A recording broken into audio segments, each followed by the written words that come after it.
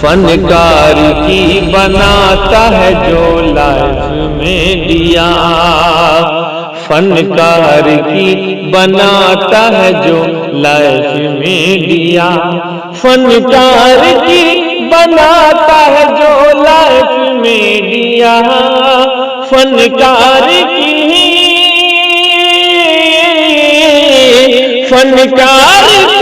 بناتا ہے جو لائف میں دیا۔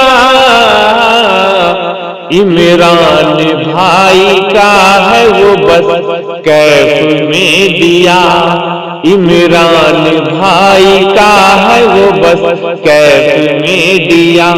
جی کیف میں دیا، کیف میں دیا، کیف میں دیا۔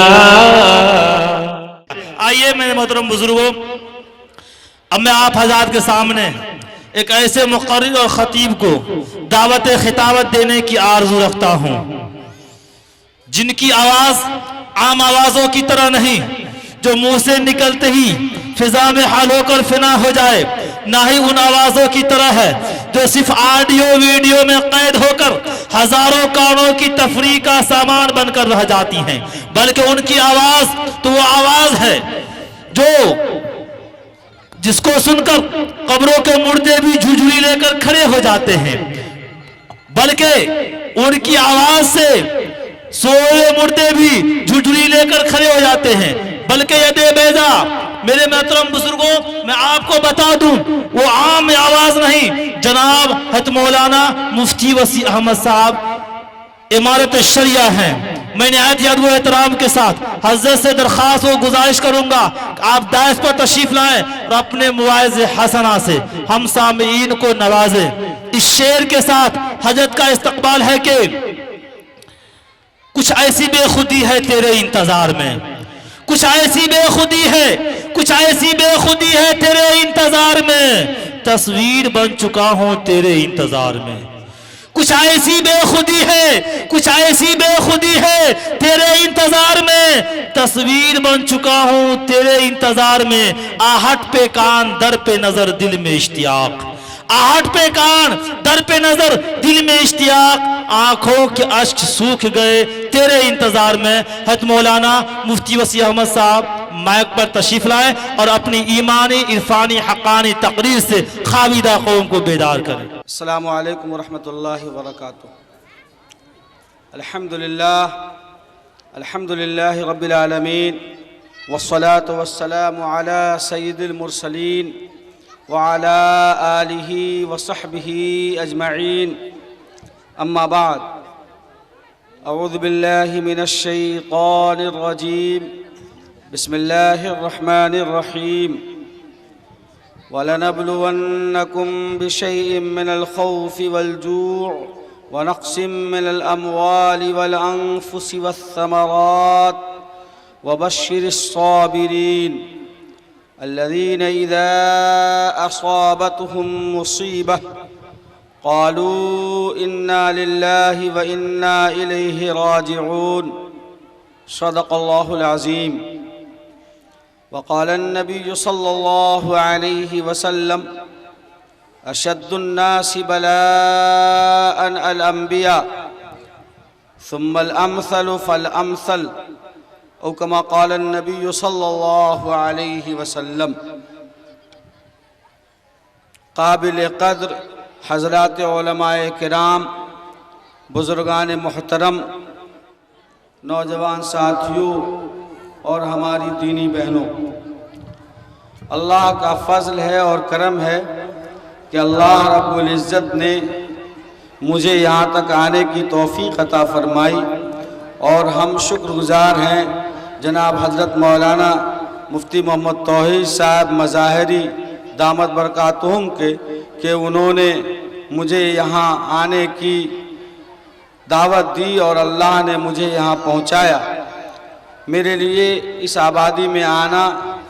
میری زندگی میں پہلی بار ایسا ہوا ہے کہ میں حاضر ہوا ہوں، اس سے پہلے یہاں آنے کا اتفاق نہیں ہوا تھا، مفتی صاحب ذریعہ بنے ہیں، اللہ تعالی ہم سب کے جمع ہونے کو قبول فرمائے۔ آج کا یہ اجلاس مخدوم و محترم پیر و مرشد मुफ़क्किर इस्लाम हज़रत मौलाना सैयद मोहम्मद वली रहमानी दामद बरकातुहुल आलिया अमीर शरीयत बिहार उड़ीसा झारखंड और general secretary all India Muslim फसला बोर्ड सजादा नशी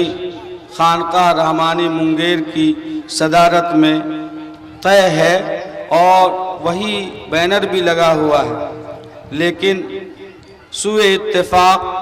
के हज़रत दामद बरकातुहुम अपनी आलालत के सबब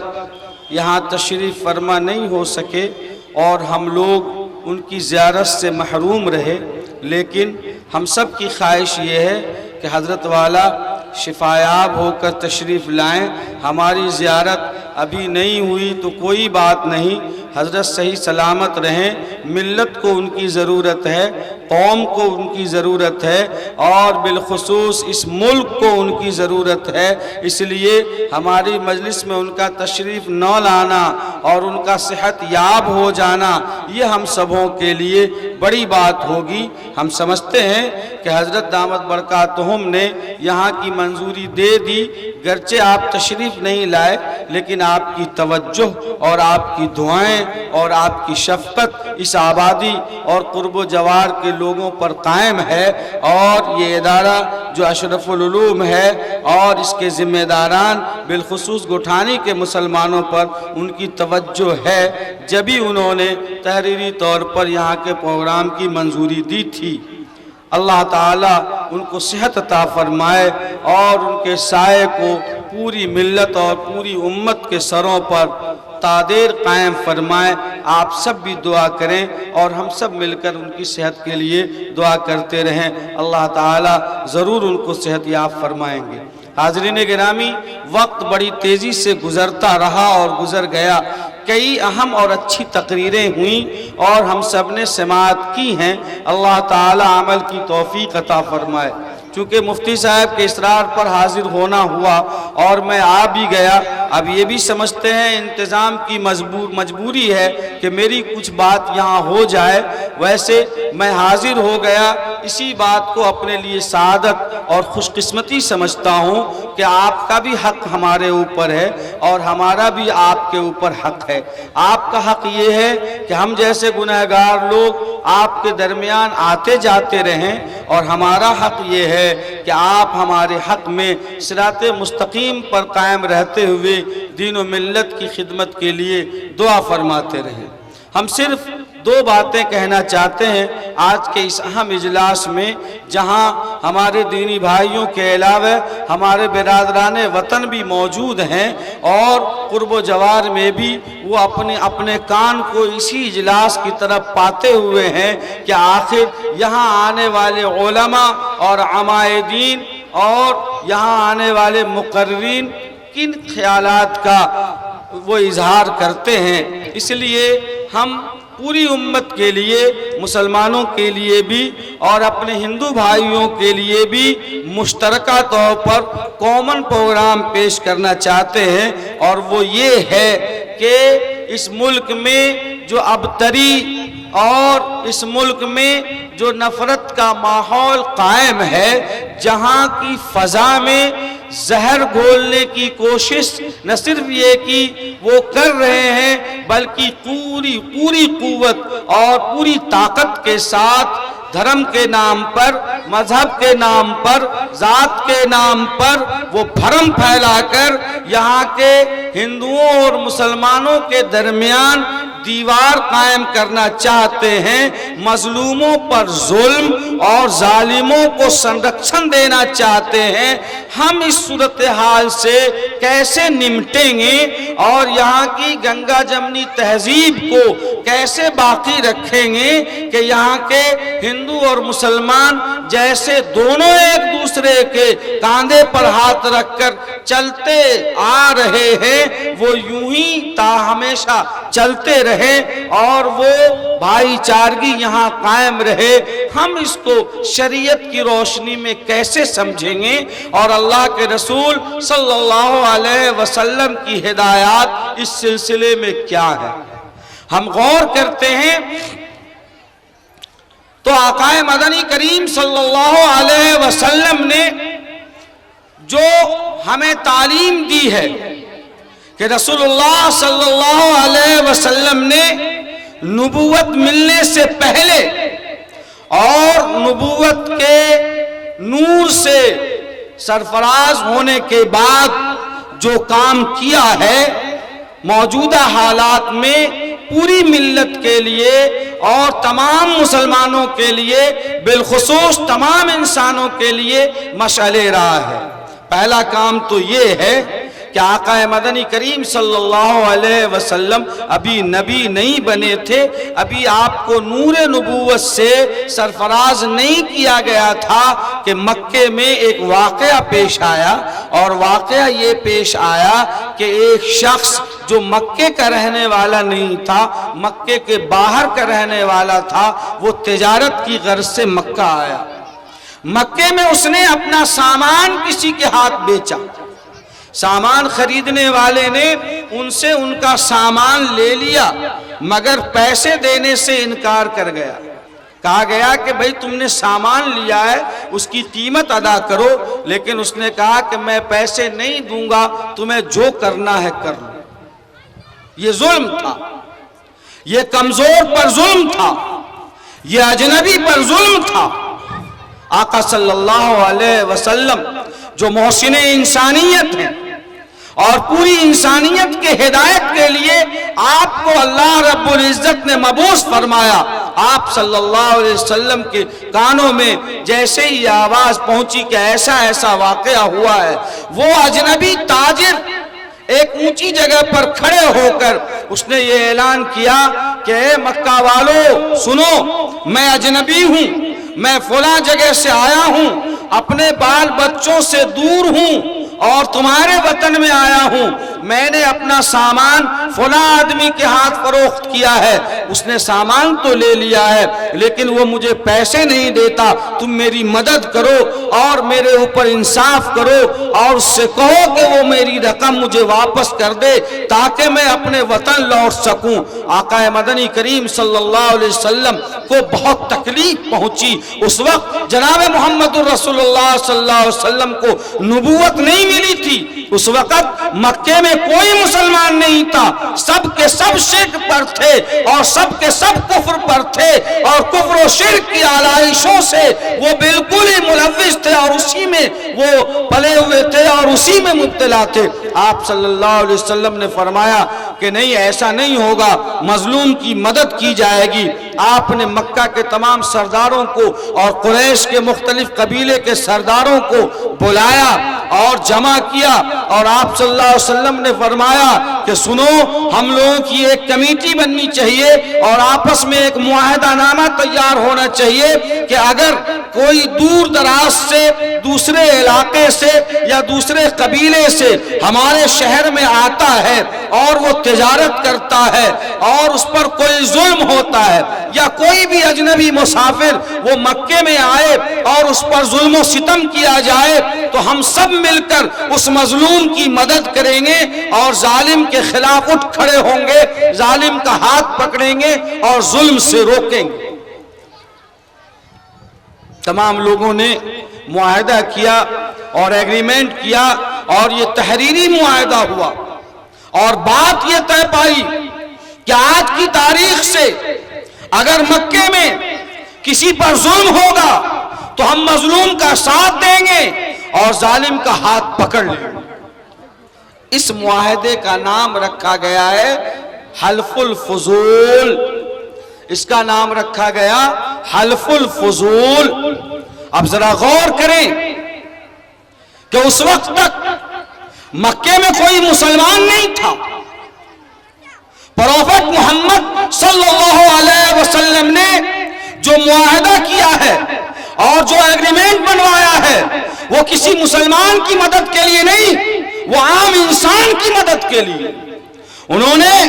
صاحب ایمان کی حفاظت کے لیے نہیں بلکہ مانوتا کی حفاظت کے لیے ایک ایگریمنٹ کیا ہے اور اس کا نام رکھا گیا حلف الفضول۔ یہ وہ واقعہ ہے جو آقا صلی اللہ علیہ وسلم کو نبوت ملنے سے پہلے پیش آیا،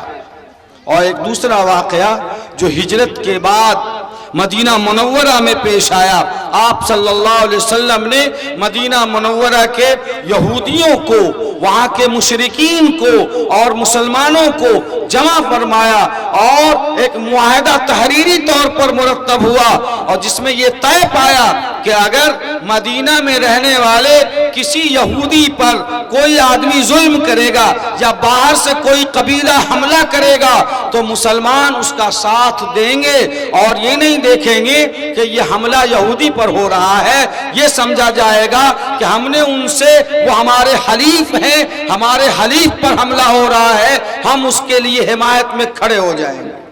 अगर मदीने में किसी मुशरिक पर हमला हो या कोई जुल्म सितम हो तो मदीने में रहने वाले मुसलमान खामोश नहीं बैठेंगे। ये मुआहदा हुआ और इस पर अमल हुआ। जाहिर है कि वहाँ पर मुशरिकीन को भी शामिल किया गया, यहूदियों को भी शामिल किया गया। पेशे नज़र ये बात थी कि मुसलमान नहीं बल्कि आम इंसान की मदद की जाएगी, मजलूम की हिमायत की जाएगी और जालिम की मुखालफत की जाएगी। और इस मुआहदा नामा का नाम रखा गया मीसाक़े मदीना। इस वक्त जो मुल्क की सूरत हाल है और फिरका परस्त कुव्वतें मुल्क में हिंदुओं और मुसलमानों के दरमियान नफरत की ऊंची और मजबूत दीवार खड़ी करना चाहते हैं, हमारे लिए आका सल्लल्लाहु अलैहि वसल्लम की जिंदगी में जो बेहतरीन नमूना है वो ये है कि हम मीसाक़े मदीना के वाक़या को सामने रखें और हल्फुल फुजूल के वाक़या को सामने रखें और मीसाक़े मदीना और हल्फुल फुजूल के वाक़यात के पेशे नज़र हम ये अज़म करें और अहद करें और आपस में पुख्ता मुआहदा करें कि अगर हमारे पड़ोस में रहने वाले किसी सहनी पर, किसी पासवान पर, किसी राम पर जुल्म सितम होता है तो ये शेख, ये आलिम, ये हाजी, ये मुसलमान खामोश नहीं बैठेगा, बल्कि जैसे रसूलुल्लाह सल्लल्लाहु अलैहि वसल्लम ने मजलूमों की मदद की है हम उसकी आवाज बनकर खड़े हो जाएंगे और दुनिया को ये बताएंगे कि पहले हमारे सीने को तुम्हारी गोलियां पार करेंगी, फिर ये हमारे दलित और गरीब और कमजोर और पसमानदा ये हिंदू भाई के सीने तक वो गोलियां पहुंचेंगी। जब तक ये जज्बा नहीं होगा फिरका परस्त ताकतों के हौसले पस्त नहीं होंगे।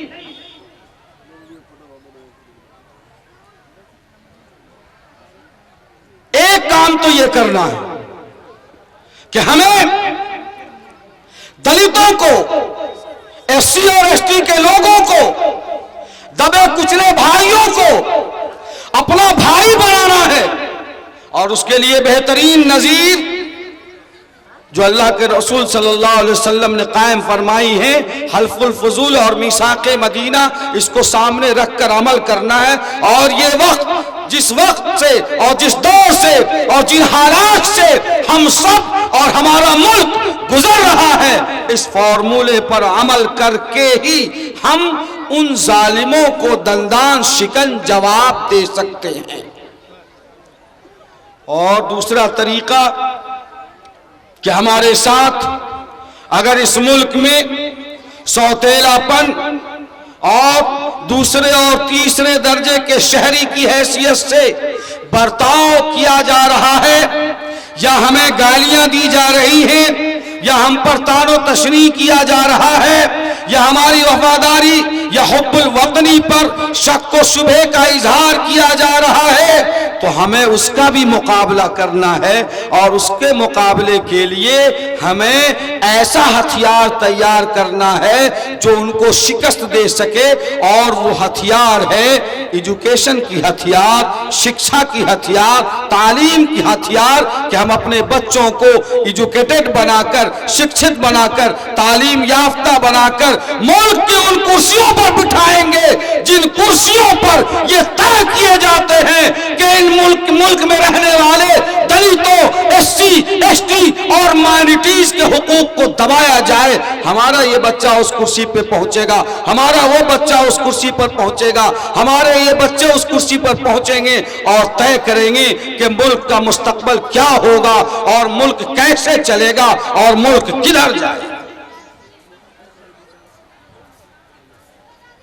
میرے دوستو، سینہ پیٹنے سے، بددعائیں کرنے سے، دہائیاں دینے سے، برا برا کہنے سے، لعن و طعن کرنے سے کسی بھی قوم کی حالت نہ کبھی سدھری ہے اور نہ سدھرے گی۔ اگر حالت کو سدھارنا ہے اور اپنی نسل کو عزت کے ساتھ بیدار امت کی حیثیت سے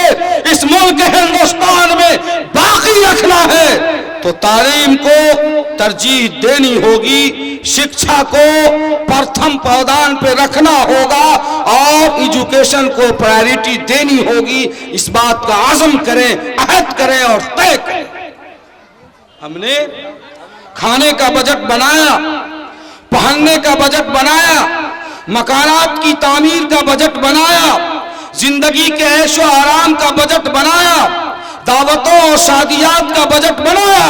لیکن بدقسمت ہے یہ قوم کہ اب تک ہم نے اور ہماری قوم نے ایجوکیشن اور تعلیم کا کوئی بجٹ نہیں بنا۔ میرے دوستو، ذرا سوچو کہ اگر اس ملک کے دبے کچلے لوگ اپنے بچوں کو I S, I P S, engineer, doctor بنا سکتے ہیں تو کیا غلامان مصطفیٰ اتنے گئے گزرے، اتنے نکمے اور اتنے لاخیرے ہیں کہ وہ اپنے بچوں کو I S, I P S نہیں بنا سکتے؟ کیا ہم اپنے بچوں کو سائنٹسٹ اور انجینئر اور ڈاکٹر نہیں بنا سکتے؟ کیا ہم اپنے بچوں کو آئی ٹی میں آگے نہیں بنا سکتے؟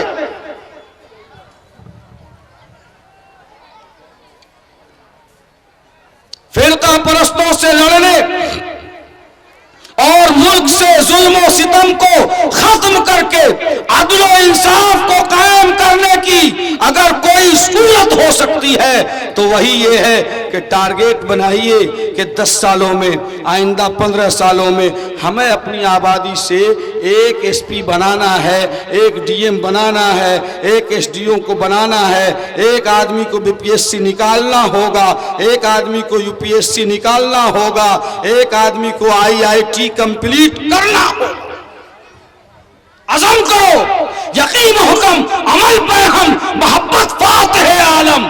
جہاد زندگانی میں یہ مردوں کی شمشیریں، عزم کرو، ارادہ کرو، اللہ توفیق دے گا۔ اگر ہم نے عزم ہی نہیں کیا، ارادہ ہی نہیں کیا تو پھر ہم کیا تمنا لیے بیٹھے ہیں؟ آج آپ جاتے ہیں اپنا جنم پرمان پتر بنانے اور معمولی لوگوں کی خوشامد کرتے ہیں، آپ جاتے ہیں اپنی درخواست لے کر اور کہتے ہیں کہ ہماری درخواست لکھ دو۔ آپ یہاں سے خسی اور چکن اور مچھلی اور مرغ اور مٹن کھا کر گئے ہیں اور سفید اور بہترین لباس پہن کر گئے ہیں اور شرم نہیں آتی بلاک میں جا کر کسی کی خوشامد کرتے ہو کہ میری اپلیکیشن لکھ دو، میرا ایک فارم بھر دو، ذرا میرے بارے میں معلوم کر دو کہ میرا رجسٹر کیا ہے اور کیسے؟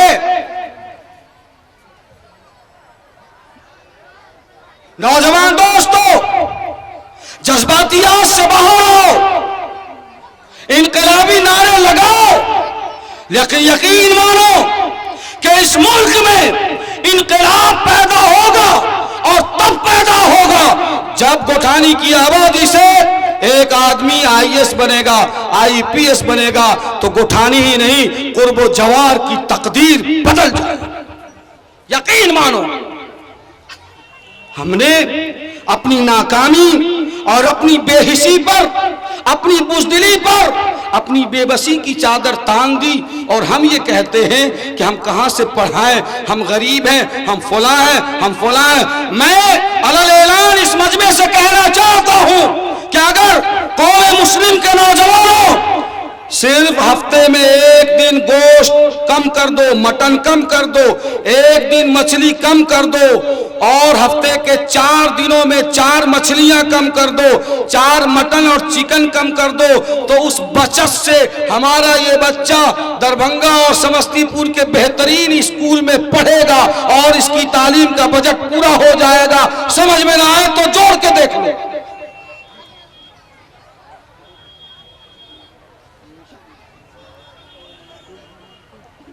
یہ مدرسہ اشرف العلوم کے بینر کے تحت اور مدرسہ اشرف العلوم کے زیر اہتمام آج کا اجلاس تعلیمی بیداری اور اصلاح معاشرہ کے تعلق سے منعقد ہو رہا ہے. میں صاف طور پر یہ کہنا چاہتا ہوں کہ دوستو, جیسے اشرف العلوم کو قائم کرنے کی ضرورت دین و ایمان کی حفاظت کے لیے یقینی لازم ہے اور ضروری ہے, اسی طرح سے ہمارے اس بچے کو ملک کی اعلیٰ کرسیوں پر جانے کے لیے یہ اس انٹرنیشنل اسکول کے قیام کی بھی ضرورت ہے. اس کے بغیر ہمارے یہ بچے نہیں جا سکتے. دینی مسئلہ پیدا ہو جائے, جناب مفتی توحید صاحب حلال و حرام کا جواب دینے کے لیے کافی ہے اور ضرورت ہے, اور یہ بھی امت پر فرض الکفایہ ہے. جناب مفتی نسیم صاحب, مولانا الامام عادل صاحب, بڑے بڑے علماء یہ موجود ہیں, اور یہ قوم پر فرض کفایہ ہے, اس لیے کہ یہ دین و ایمان کی حفاظت کا ذریعہ ہے. اسی طرح سے حضرت امیر شریعت دامت برکاتہم فرماتے ہیں کہ قوم میں ایک ڈاکٹر بھی ہو, ایک IAS بھی ہو, ایک IPS بھی ہو, ایک اچھا انجینئر بھی ہو, جو قوم کو ذلت سے نکال کر عزت کی کرسیوں پر بٹھا سکے اور یہ ثابت کر سکے کہ ہم پریکٹیکل لائف میں عملی طور پر ملک کے لیے اور سوسائٹی کے لیے مفید ہیں, ہم ہانیکارک نہیں ہیں, نقصان دہ نہیں ہیں, ہم فائدہ مند ہیں. یہ بھی قوم پر فرض علی الکفایہ ہے. اس لیے وقت کی قلت ہے اور کچھ لوگ باقی ہیں جن کا اظہار خیال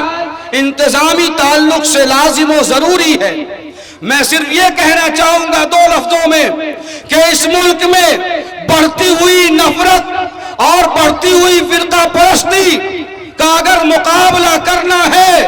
تو لوگوں صرف اور صرف 2 کام کرنا ہے. آقا صلی اللہ علیہ وسلم کے حلف الفضول اور میثاق مدینہ کے واقعے کو سامنے رکھتے ہوئے دلیتوں, مہادلت, شیڈول ٹرائب, SC اور ST کے لوگوں کو جوڑنا ہے, انہیں بتانا ہے کہ ہم آپ کے بھائی ہیں, آپ ہمارے بھائی ہو, ہمارا آپ کا کوئی بیر نہیں ہے, ان کے سکھ میں دکھ میں شریک ہونا ہے. ایک کام تو یہ کرنا ہے, اور دوسرا کام یہ کرنا ہے کہ ہم آج طے کریں, عزم کریں, ارادہ کریں کہ ہمارے گھر کا وہ چھوٹا سا بچہ جو 8ویں کلاس میں ہے, 9ویں کلاس میں ہے, آنے والے 15 سالوں میں انشاءاللہ وہ ملک کے اعلیٰ کرسیوں پر بیٹھے گا, اور ہم اس کو وہاں پہنچانے کے لیے اپنی زمین بھی بیچ سکتے ہیں اور اپنے دوسرے ذرائع کو بھی داؤ پر لگا سکتے ہیں. ضرورت پڑے گی تو ہم خون بیچ کر کے بھی اس کی تعلیم کا اور شکشا کا انتظام کریں گے, اور اپنی بزدلی اور بے حسی اور بے بسی کا بہانہ نہ بنا کر یہ ثابت کریں گے کہ جس قوم کے نبی پر پہلی آیت کریمہ اقرأ بسم ربک الذی خلق نازل ہوئی, جس نبی کا یہ سدھانت تھا اور جنہوں نے گلوبل آئیڈیالوجی پیش کیا, طلب العلم فریضۃ علی کل مسلم, کہ شکشا, ایجوکیشن اور تعلیم ہر فرد کے لیے انیواج اور لازم و ضروری ہے. ہم اس نبی کی امت ہیں, ہم ہر حال میں تعلیم کو ترجیح دیں گے. حاضرین, یہ 2 کام ہمیں کریں گے انشاءاللہ. جزاکم اللہ, اللہ آپ سب کو قبول فرمائے. دوسری بات مجھے یہ کہنی ہے کہ قیادت پر یقین اور قیادت پر بھروسہ اور قیادت پر اعتماد یہ امت کی ترقی کی اہم شاہراہ ہے۔ یقین مانو لوگوں، قیادت کا فقدان نہیں ہے، قیادت کو تسلیم کرنے کا بحران ہے۔ ہر شخص یہ چاہتا ہے کہ میں قائد ہوں، خدا رحمت کرے اس کارواں پر ہر ایک شخص میرے کارواں۔ قیادت کو تسلیم کرنا ہوگا، نفع اور نقصان میں دونوں میں قیادت پر اعتماد کرنا ہوگا، اور یقین جانو دوستو، قیادت پر یقین کریں گے اللہ کامیابی ضرور دے گا۔ ہم نے دیکھا ہے اپنے گاؤں میں، اور پرانے زمانے کے کنویں کو آپ نے بھی دیکھا ہوگا کہ کنواں کے ارد گرد اس کے منڈیر پر پتھر لگے رہتے ہیں، اور عورتیں اور لوگ اسی پتھر پر اپنا گھڑا رکھ کر پانی بھرتے ہیں۔ اب تو وہ سلسلہ ختم ہوا، لیکن جہاں پرانا کنواں ہے دیکھیے گا، اور اس پتھر پر مٹی کا گھڑا رکھتے رکھتے رکھتے رکھتے مسلسل جب 20 سال 30 سال تک پتھر پر مٹی کا گھڑا رکھا جاتا ہے، تو آپ نے دیکھا ہوگا کہ پتھر میں بھی جگہ بن جاتی ہے اور پتھر میں بھی سوراخ ہو جاتا ہے۔ اگر تسلسل کے ساتھ کوئی کام لگن کے ساتھ کیا جائے تو مٹی سے پتھر کا جگر بھی چاک ہوتے ہوئے ہم نے دیکھا ہے۔ میرے دوستو، اگر قیادت پر مکمل اعتماد کرو اور بچھ جاؤ اور لگ جاؤ تو قیادت کامیابی تک پہنچائے گی، اور ضرور پہنچائے گی انشاءاللہ۔ اس لیے علماء، عمائدین، ذمہ داران مدرسہ اس کی قدر کریں، عقیدت رکھیں، رشتہ کا تعلق قائم کریں، اور کمی اور کوتاہی کس میں نہیں ہوتی ہے؟ کمی اور کوتاہی سے تو صرف انبیاء پاک ہوتے ہیں، اور فرشتے گناہ پر قادر نہیں ہیں۔ اس لیے حاجی نثار صاحب کو آپ معصوم کیوں سمجھنے لگے؟ کمی ہو سکتی ہے، لیکن ان کی قربانیوں اور کمالات کو دیکھو۔ مفتی توحید صاحب کو معصوم نہ سمجھا جائے، ہمیں معصوم نہ سمجھا جائے، بلکہ ہمارے خدمات اور کارنامے کا تلنا ہماری شرارتوں سے کیا جائے۔ اگر ہمارے خدمات اور ہماری اچھائیاں زیادہ ہیں تو پھر کوئی وجہ نہیں بنتی کہ قوم لان تان کرے۔ اگر باوجود اس کے قوم علماء سے عداوت رکھتی ہے تو یقین مانے، حضرت مولانا رشید احمد گنگوئی رحمت اللہ علیہ نے لکھا ہے کہ جو لوگ طبقہ علماء سے بغض اور عناد رکھتے ہیں، مرنے کے بعد ان کا چہرہ قبلہ سے پھیر دیا جاتا ہے۔ اگر یقین نہ آئے تو قبر کھود کر دیکھ لو، اس کا چہرہ قبلہ سے پھرا ہوا۔ ہم نے مانا کہ قوم یہ چاہتی ہے کہ امام عمر فاروق ہو، تو یہ بھی مان دیجئے کہ مقتدی بھی عثمان غنی ہو۔ ہمارے دوست، ہماری پبلک اور ہماری قوم کے لوگ یہ چاہتے ہیں کہ امام اور قائد سیدنا صدیق اکبر رضی اللہ تعالی عنہ کی طرح بالکل پاک صاف صحیح سالم ہو، تو ہمیں یہ بھی ماننا ہی ہوگا کہ مقتدی بھی عمر فاروق جیسے ہونے چاہیے۔ ابھی کی حالت تو یہ ہے کہ قوم عبداللہ ابن ابی ابن سلول سے بھی بدتر منافق ہے، تو امام اسی ڈھنگ کا ملا ہے۔ اس میں شکوہ اور تعجب کی کیا بات ہے؟ سیدنا حضرت علی رضی اللہ تعالیٰ عنہ کے پاس لوگ آئے اور انہوں نے کہا کہ حضور، صدیق اکبر کے زمانے میں کوئی فساد نہیں تھا، اختلاف نہیں تھا، فاروق اعظم کے زمانے میں کوئی اختلاف نہیں تھا، اور آپ کے زمانے میں آپس میں اتنے جھگڑے کیوں ہو رہے ہیں؟ غور سے سنیے گا، سیدنا حضرت علی کرم اللہ وجہ نے جواب دیا تھا، وہ آج ہم سب کے لیے سبق آموز اور عبرتناک ہے۔ حضرت نے فرمایا کہ تم صحیح کہتے ہو، لیکن یہ یقین جانو کہ صدیق اکبر کے مشیر کار ہم جیسے لوگ تھے اور ہمارے مشورہ کار تم جیسے۔ اس لیے میرے دوستو قیادت پر یقین رکھیں اور امیر شریعت مانا اور ملک بھر کا قائد اعظم مانا اور مسلمانوں کا ہمدرد اور غمخواہ مانا، ماشاءاللہ، مانتے رہیں گے جب تک دم میں دم ہے انشاءاللہ۔ کیا اس بات کا ہم سب عہد کرتے نہیں کرتے ہیں؟ اللہ قبول فرمائے۔